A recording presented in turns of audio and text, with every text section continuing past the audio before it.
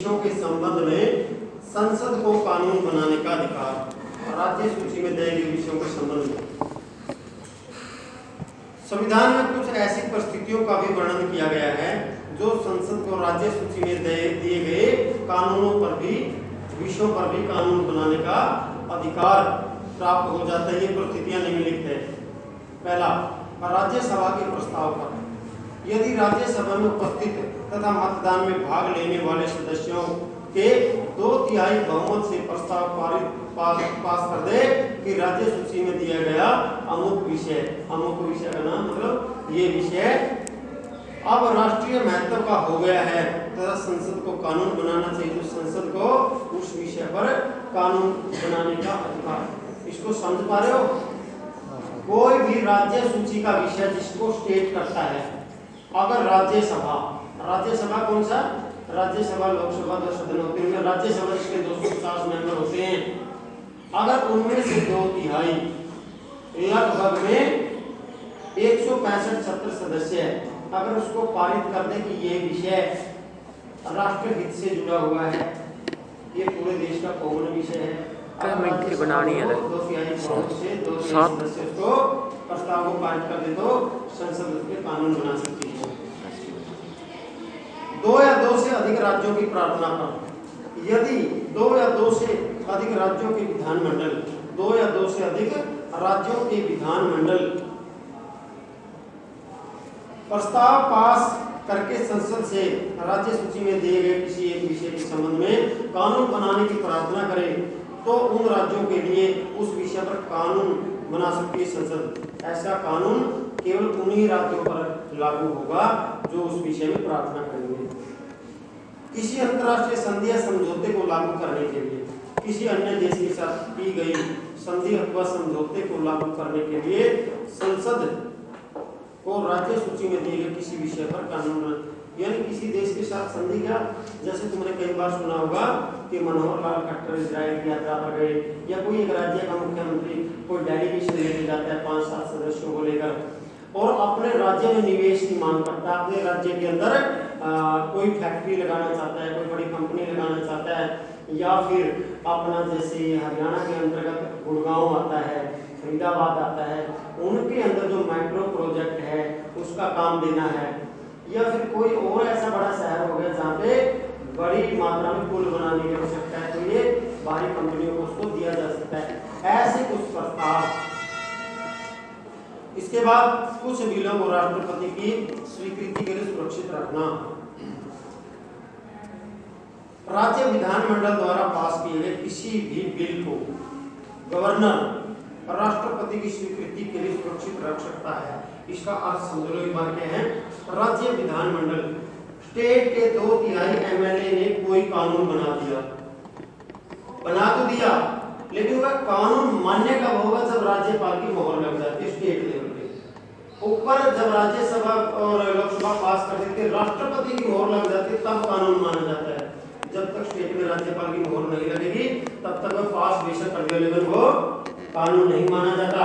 और राज्यपाल इसमें क्या कर सकता है? उस फैसले को अपने पास सुरक्षित भी रख सकता है कि अभी हम मोहर नहीं लगा रहे, और उसको निषेध भी कर सकता है, लेकिन निषेध के चांस नाम मात्र के होते हैं, लेकिन वह कुछ दिनों के लिए अपने पास सुरक्षित रख सकता है राष्ट्रपति के लिए। राष्ट्रपति ऐसे बिल को स्वीकार या अस्वीकार कर सकता है। इसके लिए कुछ बिल राज्य विधानमंडल में राष्ट्रपति की पूर्व स्वीकृति से ही पेश किए जाते हैं। यानी कुछ बिल ऐसे होते हैं जो राष्ट्रीय महत्व के होते हैं, वो राष्ट्रपति की स्वीकृति से ही पेश किए जा सकते हैं। राज्य की सीमाओं में परिवर्तन। इस संसद को किसी राज्य की सीमाओं में परिवर्तन करने, पुराने राज्य को समाप्त करने, नए राज्यों की स्थापना करने और उनके नाम में परिवर्तन करने का अधिकार है। ध्यान करो, संसद को किसी राज्य की, ये किसको है? संसद को है करने का अधिकार। संसद का यह कार्य अपने साधारण बहुमत से कर सकती है। यानी राज्यों का, किसी भी राज्यों का बंटवारा है, एकीकरण है, छोटा बड़ा राज्य करना है, जनसंख्या के आधार पर है, या फिर जैसे उदाहरण के लिए अभी जम्मू कश्मीर है, जम्मू कश्मीर के 2 क्षेत्र बनाए, अब हो क्या रहा था कि जम्मू कश्मीर का एक क्षेत्र, वहां 3 क्षेत्र थे, एक था लद्दाख का क्षेत्र, एक था जम्मू क्षेत्र, एक था कश्मीर क्षेत्र। कश्मीर क्षेत्र के अंदर मुस्लिम आबादी ज्यादा है, जम्मू के अंदर हिंदू ज्यादा है और लद्दाख के अंदर बौद्ध ज्यादा है। हो क्या रहा था, जितना सेंटर से पैसा जाता, जितना सेंटर सरकार से पैसा जाता, उसका 80% अकेले कश्मीर के ऊपर खर्च होता, जम्मू और लद्दाख को वो मात्र 10-10% भाग मिल पाता। यानी आर्थिक जो समानता थी वहां पे नाम मात्र थी। लेकिन अब लद्दाख क्षेत्र को बिल्कुल अलग कर दिया है और थोड़े दिनों में 6 महीने के अंदर अंदर जो ये जम्मू कश्मीर के अंदर शासित प्रदेश बना है, इसके 6 महीने के अंदर अंदर एक स्टेट का दर्जा मिलने वाला है, फिर ये केंद्र शासित प्रदेश से बाहर हो जाता है। किसी राज्य में विधान परिषद की स्थापना अथवा इसे समाप्त करना, संविधान के अनुच्छेद 169 के अनुसार यदि किसी राज्य की विधानसभा अपने राज्य में विधान परिषद की स्थापना करके अथवा उसको समाप्त करने के लिए कुछ दलों के बहुमत तथा उपस्थित मतदान में भाग लेने वाले सदस्यों के 2/3 बहुमत पास करके संसद के पास देती है, तो संसद कानून पास करके उसे राज्य विधान परिषद को स्थापित करवा सकती है, समाप्त कर सकती है। ये जो राज्य विधान परिषद क्या होती है, ये ध्यान करिए। कहीं भी एक पूरे इंडिया में 6-7 स्टेट ऐसे हैं जहाँ पे